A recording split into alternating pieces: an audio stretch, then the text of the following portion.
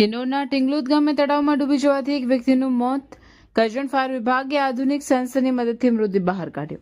વડોદરા જિલ્લાના શિનોર તાલુકાના ટિંગલુદ ગામે તળાવમાં એક વ્યક્તિ ડૂબી જવાની દુઃખદ ઘટના સામે આવી છે. આ ઘટનામાં ગામના રહેવાસી રાજેશભાઈ પરસોત્તમભાઈ વસાવા ઉંમર આશરે 55 વર્ષનું કરુણ મોત નીપજ્યું છે. ઘટનાની જાણ થતાં જ કરજણ ફાયર વિભાગની ટીમ તાત્કાલિક ઘટનાસ્થળે પહોંચી ગઈ હતી. તળાવના ઊંડા પાણીમાં લાપતા થયેલા વ્યક્તિની શોધખોળ માટે ફાયર વિભાગે અત્યાધુનિક સાધનોનો ઉપયોગ કર્યો હતો. સરકાર દ્વારા તાજેતરમાં પૂરા પાડવામાં આવેલા આધુનિક બોડી સેન્સર ડિટેક્ટર અને બોટની મદદથી ભારે જહેમત બાદ રાજેશભાઈનો મૃતદેહ શોધી કાઢવામાં આવ્યો હતો.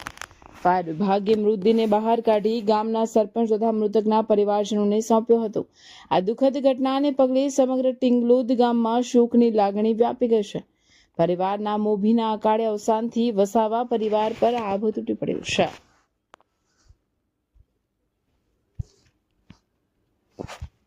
29ના રોજ રાત્રિ દરમિયાન લગભગ 8:30-9 વાગ્યાની આશરે અમારા ફાયર કંટ્રોલ રૂમમાં 112 દ્વારા અમને એક કોલ આપવામાં આવ્યો હતો કે તાલુકો શિનોર ગામ કિંગલોદના ગામના તળાવની અંદર એક વ્યક્તિ અગમ્ય કારણસર ડૂબી ગયેલ છે તેવું અમને કોલ આપવામાં આવેલો હતો. રાત્રે અમે ઘટના સ્થળ પર જઈને તપાસ કરતાં વધુ અંધારાના કારણે શોધખોળ અમે કાલે વિલંબ પડતા અમે કાલે બંધ રાખી હતી. પરંતુ આજે સવારે વહેલી સવારે શોધખોળ કરતાં અમે અને અમારી ટીમ બોટ સાથે શોધખોળ કરતાં તળાવની અંદર 2 કલાકની ભારે જહેમત બાદ તથા સરકારશ્રી દ્વારા આપવામાં આવેલ AI મશીન દ્વારા અમે એને સર્ચ કરતાં અમને એક અજાણ્યા વ્યક્તિનો ડેડ બોડી તળાવમાંથી મળી આવેલ છે અને એ ડેડ બોડી અમે એમના પરિવારને પોલીસની સમક્ષ અમે એમને સપરત કરેલ છે.